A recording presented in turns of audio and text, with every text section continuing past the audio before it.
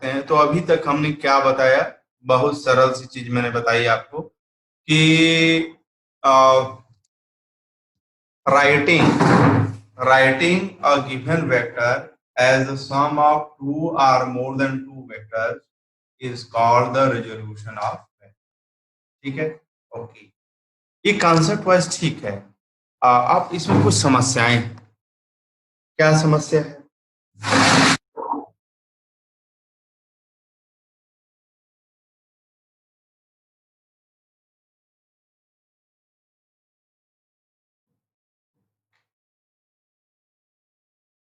समस्या नंबर एक ये है कि अगर मान लीजिए कि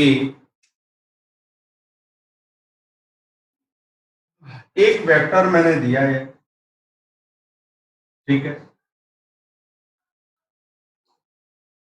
मान लीजिए कि मैंने ए वेक्टर दिया या मान लो पी वेक्टर मैंने दिया, ठीक है, this is the P vector. सबको दिखाई दे रहा बच्चों? Yes sir. Okay, yes sir. मान लीजिए कि यह पी वेक्टर मैंने दिया और आपको मैंने दिया कि इसको रिजॉल्व करो। रिजॉल्व करने का मतलब क्या है? तोड़ो, दो या दो से ज्यादा में। चलो मैंने दिया दो ही में तोड़ो भाई, दो से ज्यादा नहीं कहा, दो में ही तोड़ना है, ठीक है। तो सुधांशु ने क्या किया? सुधांशु ने कहा कि सर ये लीजिए, दिस इज 1 मिनट जॉब, ये ऐसे कर दीजिए और ये ऐसे करके ट्रायंगल बना दीजिए और इस पर वेक्टर मार्क कर दीजिए, वेक्टर मार्क कर दीजिए और इसको ए वेक्टर लिख दीजिए और इसको बी वेक्टर लिख दीजिए। तो देखिए ट्रायंगल लॉ के अनुसार क्या हो जाएगा, this vector plus this vector is equal to this vector हो जाएगा। So I can write what? P vector is equal to A vector plus B vector। हम लिख सकते हैं A vector plus B vector, हम लिख सकते हैं P vector is equal to A vector plus B vector। तो जो है यह काम जो है सुधांशु ने कर दिया कि ये P वेक्टर को उन्होंने लिख दिया दो वेक्टर के सम के रूप, A vector plus B vector के रूप में, सम के रूप में लिख दिया, ठीक है।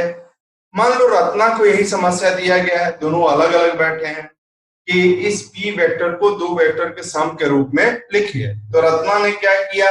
रत्ना ने ये ऐसे बनाया और ये ऐसे ऐसे कर दिया, ये ट्रायंगल कंप्लीट हो गया और ये ट्रायंगल कंप्लीट हो गया। रत्ना ने कहा कि हमारा ये एक्स वेक्टर है और यह वाई वेक्टर है। तो ट्रायंगल लॉ के अनुसार this vector plus this vector is equal to this vector.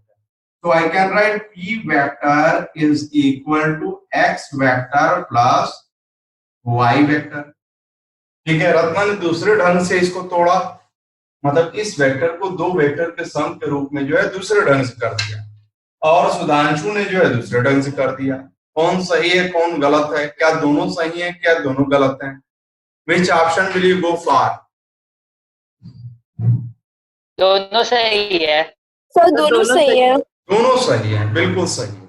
समस्या यही है, दोनों सही है और दोनों झगड़ जाएंगे कि यानी मेरा ही सही है ना? ये हो सकता है, ठीक है, ओके। तो हम दोनों को सही कहें, दोनों सही है क्योंकि दोनों ने क्या किया है कि एक दिए हुए वेक्टर को दो वेक्टर के सम के रूप में लिखा है, ठीक है। और प्रज्वल को दिया गया तो प्रज्वल ने तो गजब ही कर दिया। प्रज्वल ने कहा कि सर ये ऐसे करिए, ये ऐसे कीजिए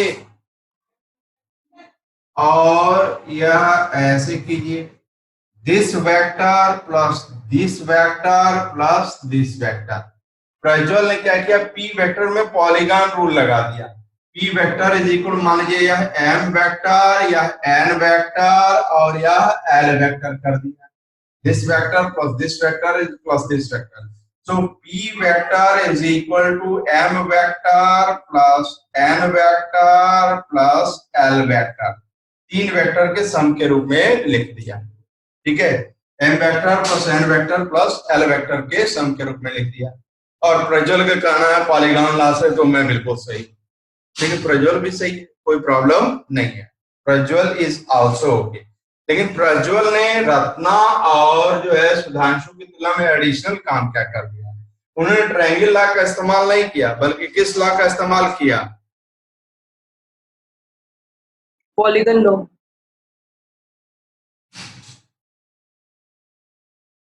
सर पॉलीगन लॉ का। Polygon law of vector addition का इस्तेमाल किया भैया। तो polygon law of vector addition से इन्होंने क्या किया, पी वेक्टर के 3 कंपोनेंट बता दिए। One component in this direction, other component in this direction and the third component in this direction. ठीक है, 3 कंपोनेंट कर दिया। और कोई चाहे तो 13 कंपोनेंट के सम के रूप में भी लिख सकता है, ऐसे ऐसे ऐसे ऐसे घुमा करके। तो कहने का मेरा मतलब ये है कि अगर एक वेक्टर को अगर हम कहें कि रिजॉल्व करके, तोड़ करके 2 या 2 से ज्यादा के सम के रूप में लिखिए, तो केवल एक ही तरीका उपलब्ध नहीं है। There are so many ways, there is no unique way. कोई ये नहीं कह सकता कि यह द्वितीय तरीका है, यही एक तरीका है और किसी और तरीके से नहीं किया जा सकता। ठीक है, तो ये यूनिक नहीं, ये आप पर निर्भर करता है कि आप कैसे तोड़ते हो, कैसे उसको 2 या 2 से ज्यादा वेक्टर के सम के रूप में। ठीक है, तो ये एक यूनिक तरीका नहीं है। ठीक है, तो यह जो चीज मैंने आपको बताया है कि एक वेक्टर को 2 या 2 से ज्यादा वेक्टर के सम के रूप में लिखना, यह कोई मतलब बहुत फायदेमंद नहीं, ये बहुत ही फायदेमंद नहीं है, लेकिन आइडिया वाइज बहुत जबरदस्त चीज है कि हम लिख सकते हैं एक दिए हुए वेक्टर को 2 या 2 से ज्यादा वेक्टर के सम के रूप में लिख सकते हैं। Idea wise it's very good. Okay, अब हम लोग थोड़ा सा टॉपिक में चेंज करेंगे। अब हम लोग आइडिया में थोड़ा सा इसमें जो थोड़ा सा चेंज करेंगे टॉपिक में। अब हम लोग लिखेंगे rectangular resolution, rectangular resolution of a vector. ठीक है, सब लोग हेडिंग लिख लो, rectangular resolution of a vector.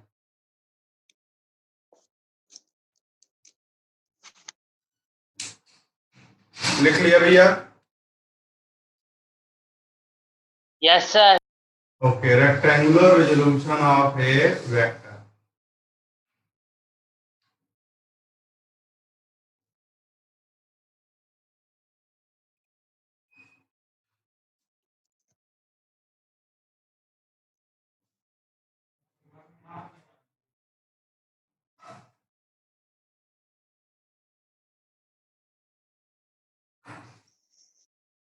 इसमें लिखिए द प्रोसेस ऑफ स्प्लिटिंग, लिखिए the process of splitting, the process of splitting or resolving the process of splitting or resolving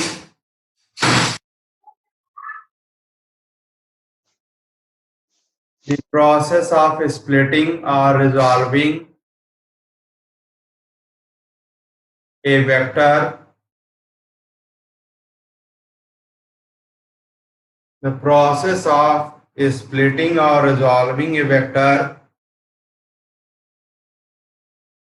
into 2 components, 2 or 3 components, 2 or 3 components, 2 or 3 components which are perpendicular to, which are perpendicular to, which are perpendicular to each other, which are perpendicular to each other,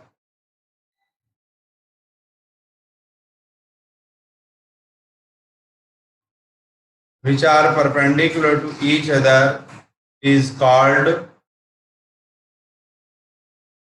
rectangular resolution, is called the rectangular resolution, is called the rectangular resolution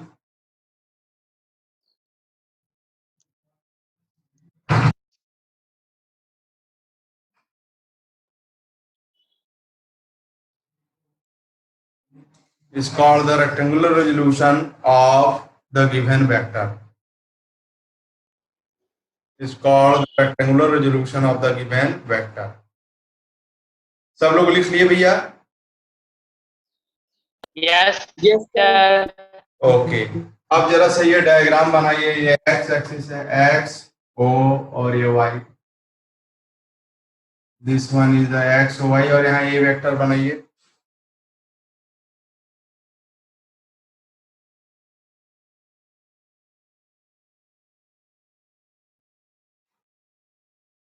Okay, sir. ठीक है, तो अब यहाँ पर देखिए, अगर यहाँ पर अगर ये परपेंडिकुलर अगर ऐसे ड्रॉप कर दिया जाए और यहाँ पर परपेंडिकुलर अगर ड्रॉप कर दिया जाए, ठीक है, इस वेक्टर को हम लिख सकते हैं this vector plus this vector. इसको अगर हम ए एक्स वेक्टर अगर बोले और इसको अगर हम ए वाई वेक्टर बोले तो हम कह सकते हैं ये vector is equal to A X vector plus A Y vector. किस लॉ से? Parallelogram law of vector addition से. Parallelogram law of vector addition से हम कह सकते हैं कि A vector is equal to A X vector plus A Y vector. अच्छा बताइए, ए एक्स वेक्टर और ए वाई वेक्टर में क्या खासियत है? सर ये परपेंडिकुलर है. Yes, they are perpendicular to each other. क्या ए एक्स वेक्टर और ए वाई वेक्टर को हम ए वेक्टर का कंपोनेंट्स बोल सकते हैं क्या? yes, sir. One Yes, along sir. one along the x axis and the other along the Y axis. y axis. That's great. तो हमने यहाँ पर थोड़ा सा मतलब बस सुधार किया है. रेजोल्यूशन तो कर रहे हैं लेकिन जो कंपोनेंट्स आ रहे हैं उनके बीच में एंगल 90 डिग्री का रखना है. तो जब हम ऐसा कंपोनेंट्स निकालते हैं जो एक दूसरे के परपेंडिकुलर होते हैं तो ऐसे कंपोनेंट्स को हम बोलते हैं रेक्टेंगुलर कंपोनेंट्स. ठीक है,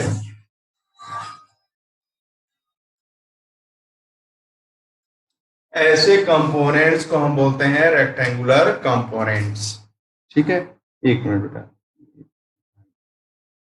तो मैं समझता हूं कि रेक्टेंगुलर रेजोल्यूशन ऑफ वेक्टर का मतलब समझ गए. ये रेक्टेंगुलर, इस प्रक्रिया का नाम है रेक्टेंगुलर रेजोल्यूशन और ये जो कंपोनेंट्स कहलाते हैं वो रेक्टेंगुलर कंपोनेंट्स कहलाते हैं. ठीक है, तो इसमें लिख लीजिए here we have a vector is written as what? A vector is equal to a x vector plus a y vector. ठीक है, a vector is equal to a x vector plus a y vector. Okay.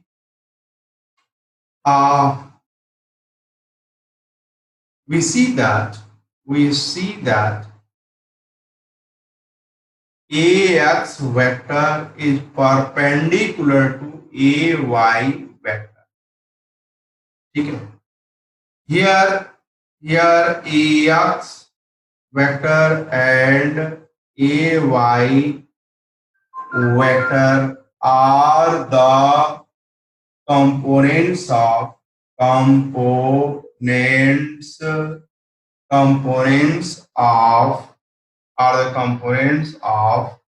a vector along x axis and y axis respectively. ठीक है, x axis and y axis respectively. ठीक है, are the components of a vector along x axis and y axis respectively. अब इसलिए एक दूसरे के perpendicular है. Such components are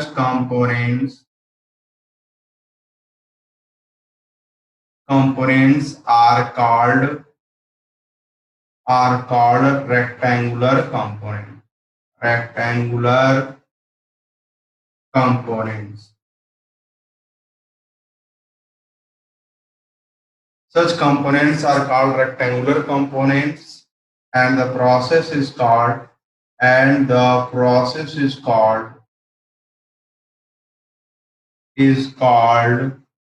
and the process is called the rectangular resolution. The rectangular resolution of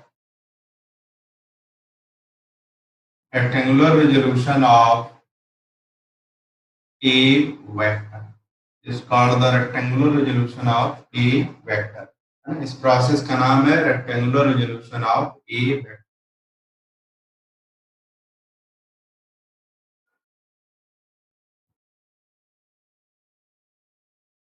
ठीक है, ओके।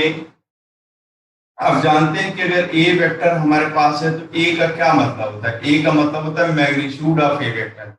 तो अगर ए एक्स वेक्टर अगर हमारे पास है तो ए एक्स का क्या मतलब होगा? ए एक्स वेक्टर का मैग्नीट्यूड। ए वाई वेक्टर अगर हमारे पास है तो ए वाई का क्या मतलब होगा? Magnitude of the Y vector. ठीक है, ओके। तो यह अगर ए एक्स वेक्टर है तो इसकी लंबाई ए एक्स से दर्शाई जाएगी। अगर यह ए वाई वेक्टर है तो इसकी लंबाई ए वाई से दर्शाई जाएगी। और अगर यह ए वेक्टर है तो इसकी लंबाई ए से दर्शाई जाएगी। यह मान लीजिए पॉइंट P है, यह पॉइंट Q है और यह पॉइंट R है। ठीक है, तो क्या OPQ जो ट्रायंगल है वो राइट एंगल ट्रायंगल है? बिल्कुल है। In right angle triangle, in right angled triangle OPQ, we have, what do we have? OQ square is equal to OP square plus PQ square। और OQ क्या है? OQ जो है A वेक्टर का magnitude है तो इसको A स्क्वायर कर सकते हैं। OP क्या है? वो AX वेक्टर का मैग्नीट्यूड है तो this is AX square plus PQ क्या है? PQ जो है PQ AY के बराबर होगा तो AY स्क्वायर हो जाएगा। देयरफॉर A इज इक्वल क्या हो जाएगा? Square root of AX square plus AY square. This is one formula. कहने का मतलब ये है कि इस फार्मूले से हम क्या प्राप्त कर सकते हैं? अगर ए वेक्टर के कंपोनेंट्स का मैग्नीट्यूड अगर मालूम हो तो हम ए वेक्टर का मैग्नीट्यूड निकाल सकते हैं। क्लियर है? Yes, sir. Yes, sir. अगर ए वेक्टर के कंपोनेंट्स का मैग्नीट्यूड अगर मुझे मालूम है तो हम ए वेक्टर को निकाल सकते हैं। ए वेक्टर का मैग्नीट्यूड निकाल सकते हैं। Yes, sir. मान लेते हैं क्षण भर के लिए कि ए वेक्टर जो है एक्स एक्सिस से थीटा एंगल बना रहा है तो हम tan थीटा निकालें। ठीक है, ये लिख लिया आप लोगों ने? सभी बच्चे? नो सर, सर लिख रहे हैं 2 मिनट। हाँ हाँ बिल्कुल बिल्कुल, 2 मिनट समय दे रहा हूं, आप लोग लिख लीजिए।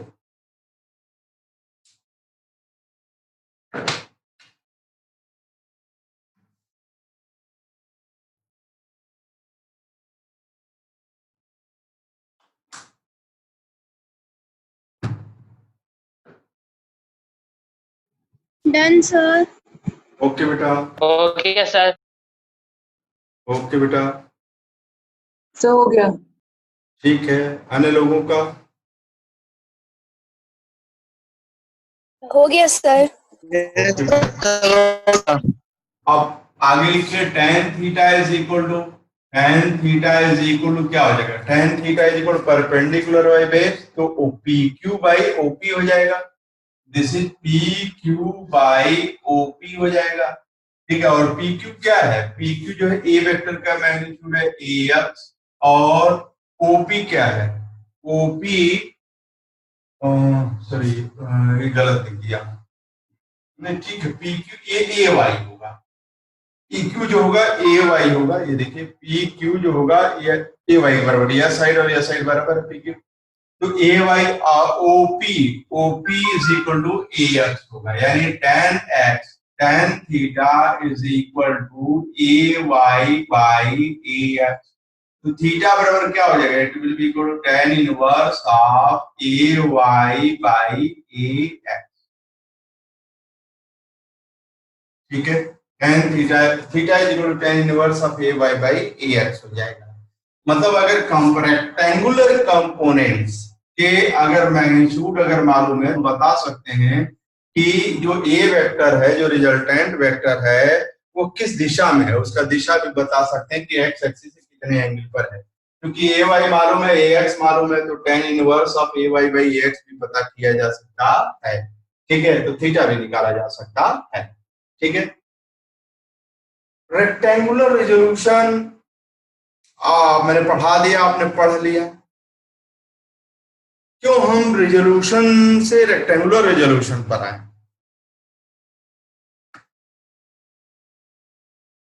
क्यों हम रेजोल्यूशन से रेक्टेंगुलर रेजोल्यूशन पर आए हैं? आइए यहां पर थोड़ा सा और आगे बढ़ते हैं।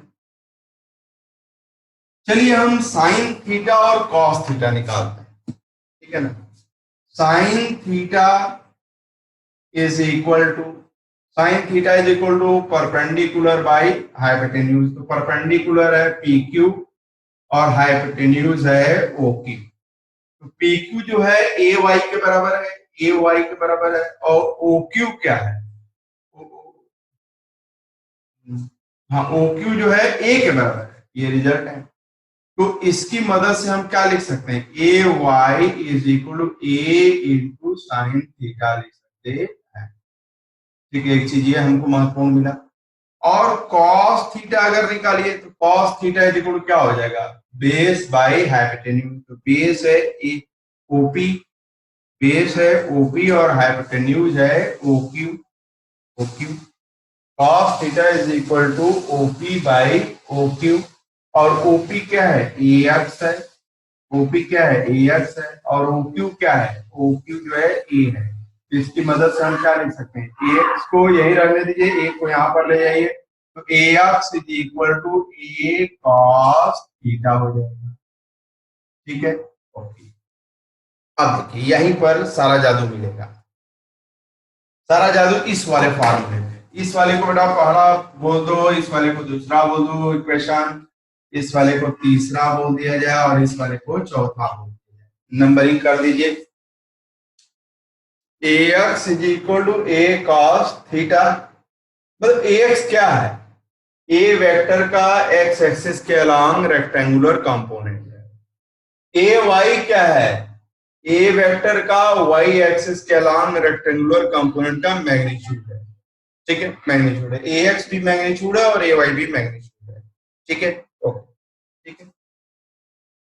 अब यहां पर अगर थीटा अगर 90 डिग्री ले लिया जाए, है ना, से एग्जांपल के तौर पर मैं ले रहा हूं theta is equal to 90, theta is equal 90 degree.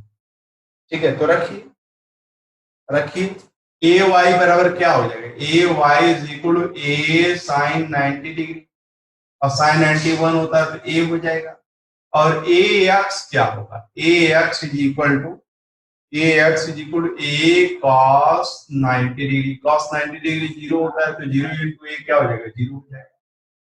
A Y is equal to ए हुआ और ए एक्स इज इक्वल टू 0 हुआ। थीटा 90 होने का क्या मतलब? थीटा 90 होगा तो यह वेक्टर किधर की तरफ ऐड करेगा? वाई एक्सिस के अलावा ऐड करेगा। ठीक है, तो इसीलिए ए वाई इज इक्वल टू ए हो जा रहा है। अच्छा, जब यह इधर की तरफ ऐड कर रहा है तो इसका रेक्टेंगुलर कंपोनेंट निकाला जा रहा है एक्स एक्सिस के अलान पर, तो ए एक्स बराबर कितना आ रहा है? 0 के बराबर आ रहा है। ठीक है, ओके।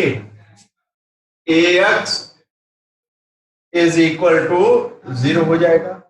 ओके, मतलब अगर कोई वेक्टर अगर ऐसे है तो उसके परपेंडिकुलर डायरेक्शन में अगर उसका कंपोनेंट अगर निकालोगे तो वो क्या आएगा? 0 आएगा। अगर कोई वेक्टर अगर ऐसे है और उसके परपेंडिकुलर डायरेक्शन में जो है उसका कंपोनेंट निकालोगे तो वो 0 आएगा। ठीक है, ओके। तो मतलब कोई भी वेक्टर अपने परपेंडिकुलर डायरेक्शन में कोई कंपोनेंट नहीं देगा। इसका मतलब क्या है फिजिक्स में? मतलब क्या है इसका फिजिक्स में? मतलब है कि इधर जो वेक्टर ऐड कर रहा है उसका इधर कोई असर नहीं होगा, और इधर जो वेक्टर ऐड कर रहा है उसका उससे 90 डिग्री पर इधर कोई असर नहीं होगा। तो जब आप इस ए वेक्टर को लिख रहे हो ए X vector plus A Y vector, और ए एक्स वेक्टर और ए वाई वेक्टर एक दूसरे के परपेंडिकुलर हैं, तो ए एक्स जो कंपोनेंट है और ए वाई जो कंपोनेंट है they are independent of each other, they are independent of each other. तो रेक्टेंगुलर रेजोल्यूशन ऑफ वेक्टर्स में जो है सबसे महत्वपूर्ण बात यह है कि जो रेक्टेंगुलर कंपोनेंट्स होते हैं वो एक दूसरे को प्रभावित नहीं करते, क्योंकि इसका कंपोनेंट इसका अगर तोड़ इधर निकालोगे तो 0 आएगा और इसका तोड़ इधर निकालोगे तो 0 आएगा।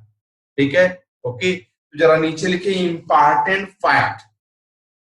सब लोग समझ रहे हैं भैया? Yes sir. Yes, sir. Important fact लिखे, important fact.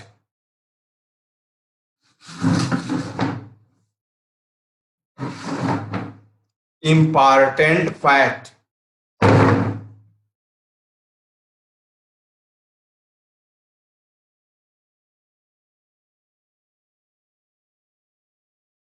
The rectangular resolution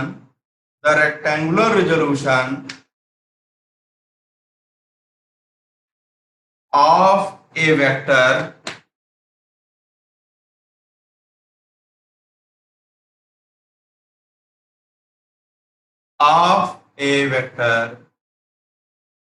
is important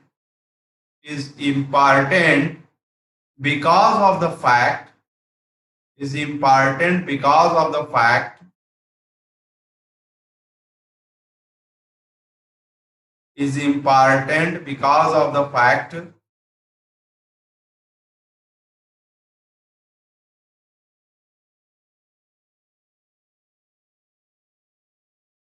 the rectangular just a minute, because of the fact that rectangular components, मतलब perpendicular components, rectangular components are independent of each other,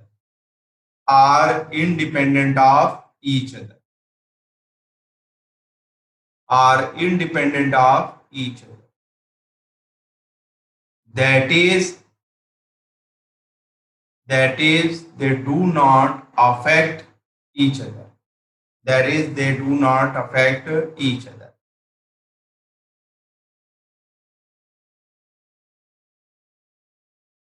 ठीक है, हो गया?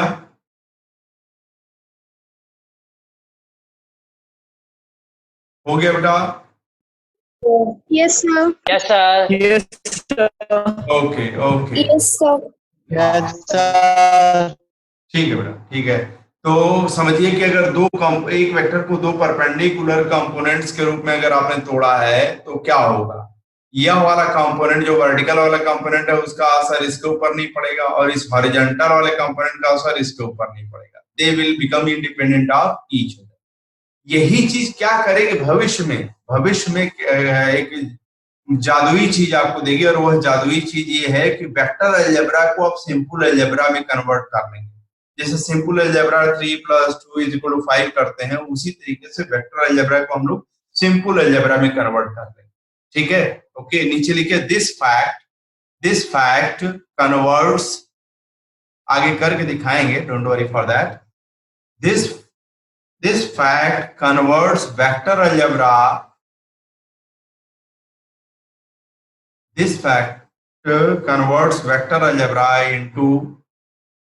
into simple algebra,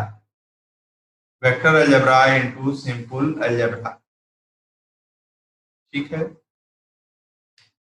इसके बाद अगले turn पे पढ़ा जाएगा बच्चों। आज मीटिंग यहीं एंड कर दें?